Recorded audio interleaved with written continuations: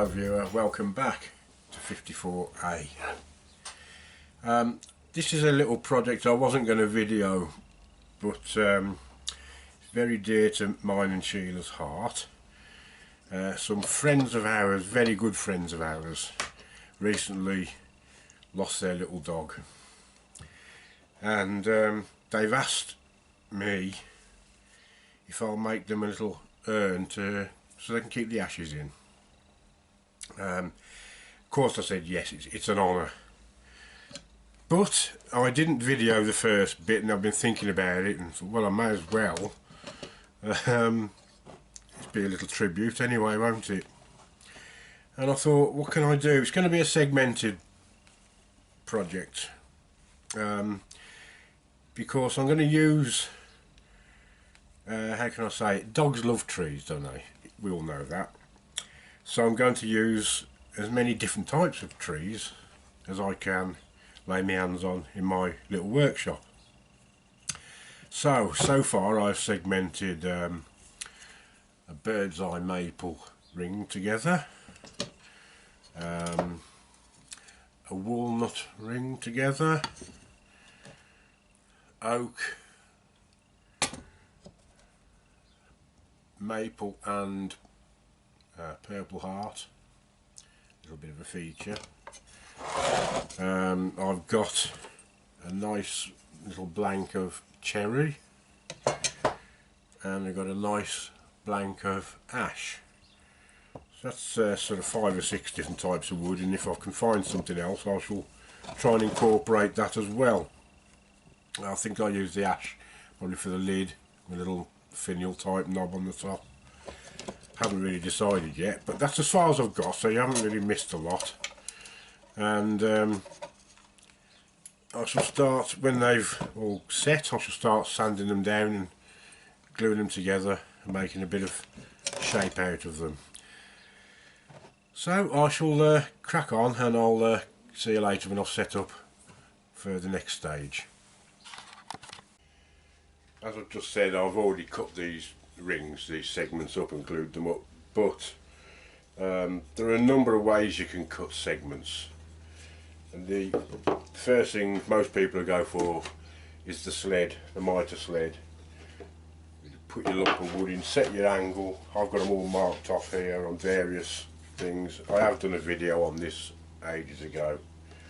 Slide it in, lock it off, cut it, and you've got your perfect angle, hopefully. There is another way of using the table saw, and I'll show you that. Another method you can use is actually tilt the blade without using a sled, but really the accuracy of tilting the blade, they're never that accurate on the wheel, so it's best if you can get yourself a tilt box. These are magnetic, and they go onto the side of your blade like so. Switch it on, make sure it's at 0. Then as you tilt the blade, I'll just zoom in a bit for you, it reads out to within 1/10 of a degree, which is about as accurate as you'll ever get. And then just lock the blade off. Then you can put your wood through, keeping the wood at 90 degrees, like so. There you go. And you can go straight through and get your angle that way. But unless you're into segmenting, it's quite an investment. They're not cheap, these. If you're doing a lot of segmenting and that's the way you want to go, different angles for various jobs, I recommend you get one of these. The next one is the mitre saw. Okay, the other method of course is the one that I use a lot at the moment. I've got a mitre block, what I've sort of made really, just various degrees.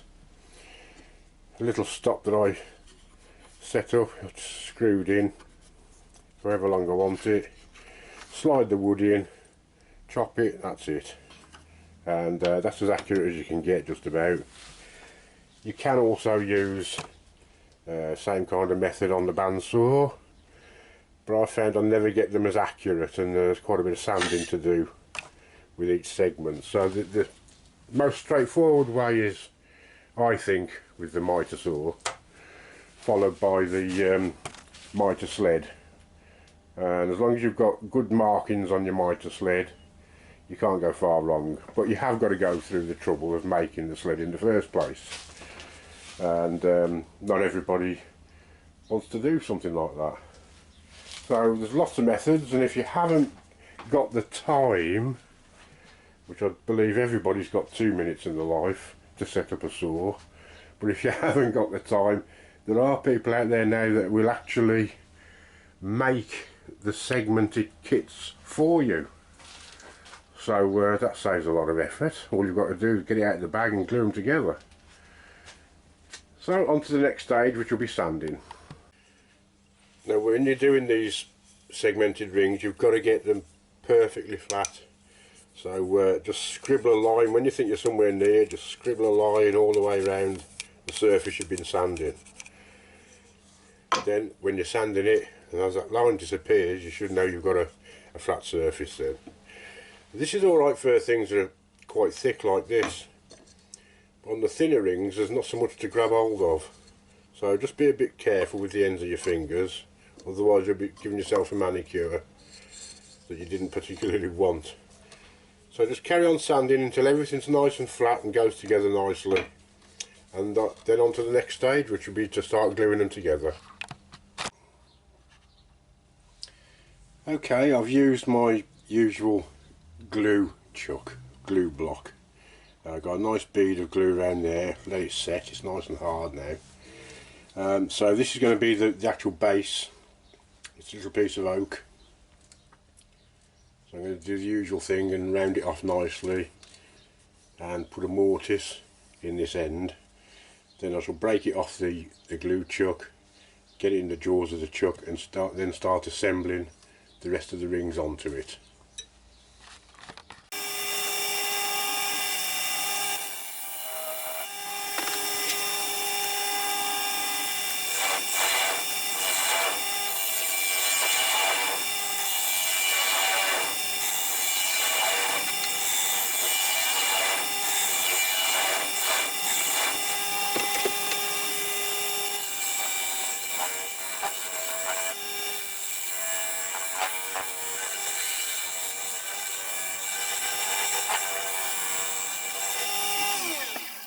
That's the mortise cut out. Now, although this is a segmented piece, this is obviously not a segmented piece because I want to have the maximum strength possible. When it's in the jaws, and it'll be in expansion mode, if this was segmented, there's always a slight chance that it may split under the pressure of the jaws grabbing it. So I wanted the base to be a solid piece, which gives me a lot less chance of anything disastrous happening. I've just made sure there's a nice flat surface on the bottom as well, so I'm going to go through the usual sand and wax this now, then I won't have to touch it. So I'll just get on with that, sand it down 4 to 400, sanding sealer and polish, and then I'll split it away from the glue chuck and turn it round and start assembling. Right, I've got it turned round in the chuck now, so I'm just going to clean the excess glue off and face this up so it's nice and flat, and then I can put the first ring on it.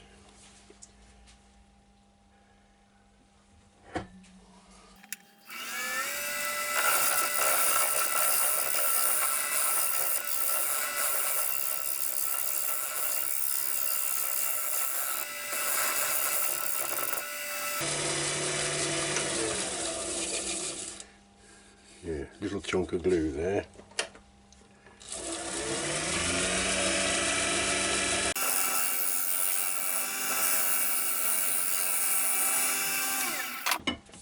That's better. Right, I've got got a piece of scrap here that just happens to fit, luckily, inside this segmented ring. So I've brought my tailstock up and I'm just going to mark it off round here roughly, so I know where to glue, and it should be pretty central. It doesn't matter if it's slightly off, but should get most of the way anyway. Another way of doing it, of course, if you bring your tool rest up, let me just drag the camera over a bit for you.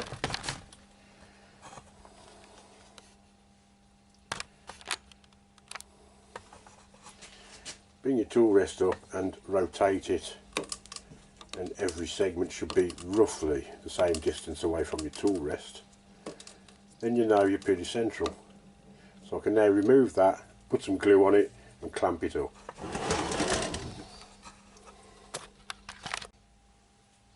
Right, I'm in the chuck, I'm on the lathe, I've got it all chucked up, but as you can see I've only got 3 rings. This is because I want to hollow out at the bottom of the vessel first, and if I put too many on I can't get right in there to make a nice job down the bottom. I haven't got deep hollowing tools. So I'm going to just put some shape in here, and then I shall put the remaining rings on. It's a lot easier for me to get in there then. So that's what I shall do next.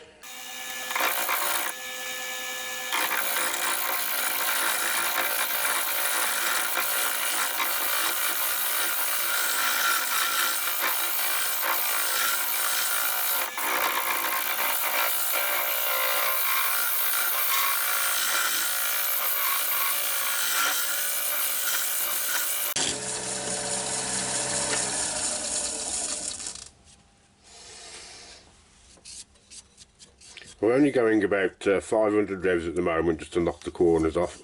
I'll speed it up a bit. Now I'm happy. I've got a nice new cutting tool in there, so I'm getting a nice finish on it. I'm leaving this as wide as possible, purely because the next ring is going to be glued onto it, so I want a nice strong glue joint. So I shan't bother actually taking a lot off this just yet, and when I've put the next rings on, that's when I'll thin that one out as well, if you understand what I mean. So up with the speed a bit now.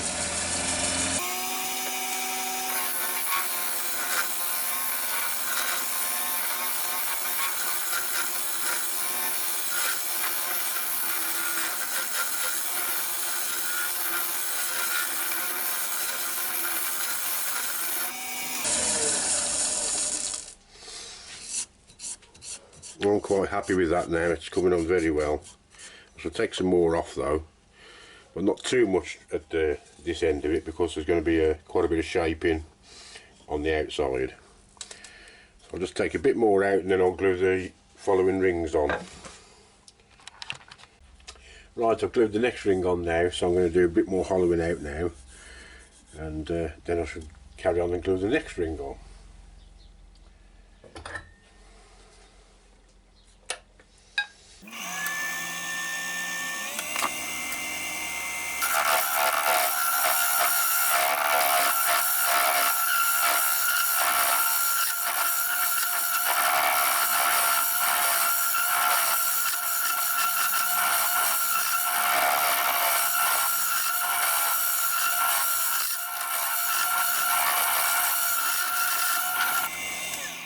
Again, I'm going to leave this surface quite thick until I've got the next ring glued on, give it a better gluing surface.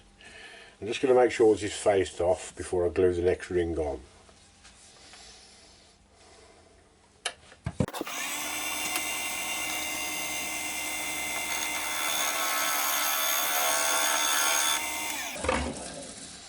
And then I'll just carry on building it up now until I've got the correct amount on, and then start putting some shape on the outside.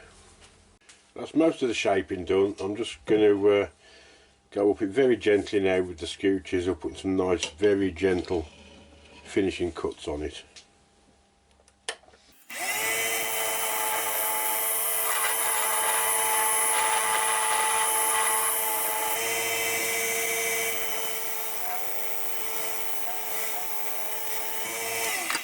Now the lid is obviously a bit smaller, so I'm going to put a bit of a shoulder on here so it sort of blends in with the lid.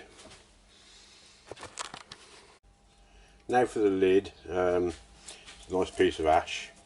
I'm just going to put a tenon on here so I can get the chuck back on and work from there.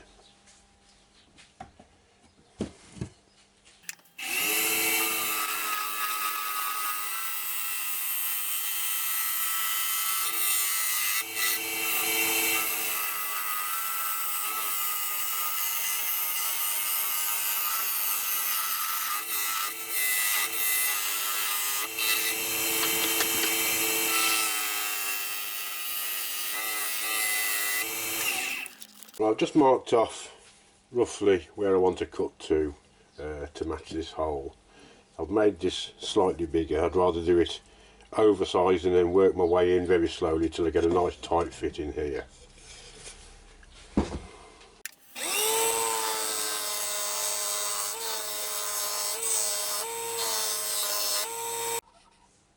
I'm just going in at it with a square tipped carbide cutter.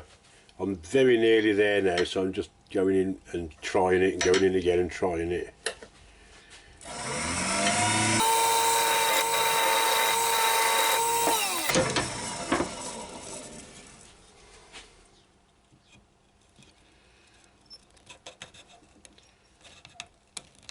That's getting very close now, and that's just, you just got to keep on doing that until you get a nice tight fit.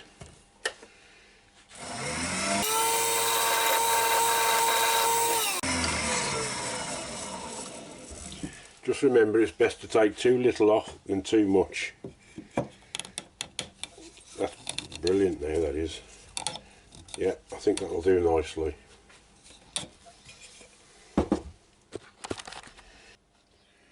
Right, we've got the vessel on to the lid very tight, but I've brought the tailstock up, put a piece of scrap wood there so I don't ruin the bottom of the vessel, and I'm just going to start shaping to get it to mould in.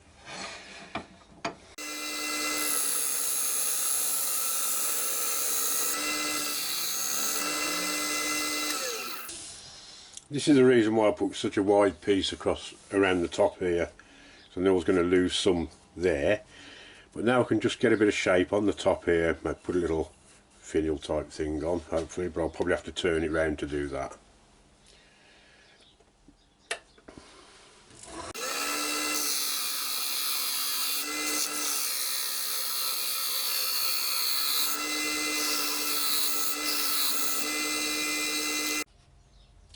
Right, I've got it all turned round now. I'm ready to shape the lid. I don't know what I'm going to do yet. I haven't jotted anything down, I haven't sketched anything out. I'll probably take this in a bit narrower, put a bit of a scallop there, and then just bring it in for a top sort of knob type finial. We'll see how it goes. I'll just take it as it comes.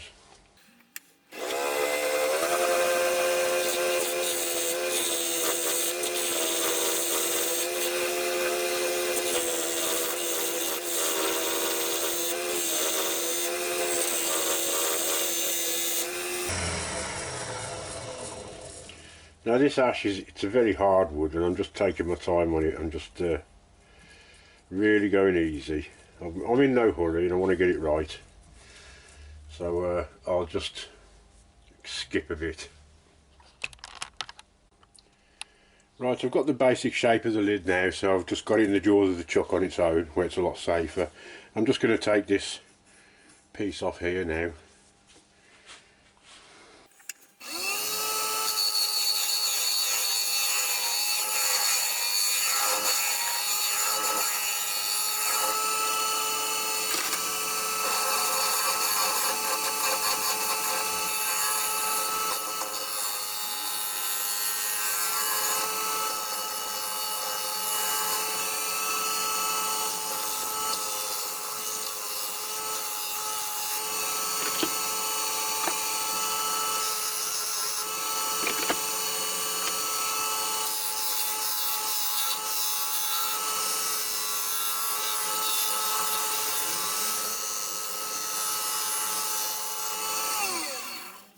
And I think that'll do. done anything too fancy, so it's a question of sanding this down now. Give the whole thing 2 or 3 coats of sanding sealant and polish it up, and I'll show you what it looks like at the end.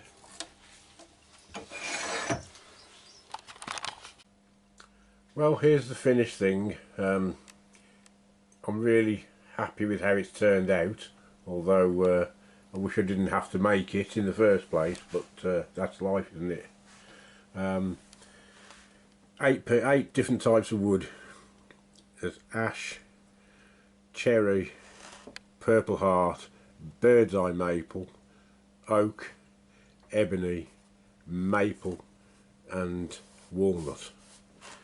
And so that's about all the species I actually could get my hands on. And I haven't done any pieces with so many different kinds of wood in it before. I know who I'm doing it for is going to be pleased with it. I can't say I was happy actually doing it, but it was an honour to do it, and I knew the little dog very well, and he's going to be greatly missed. So anyway, that's it, folks. Hopefully next time I can do something a bit more cheerful and not a lot else to say. See you soon then. Bye for now.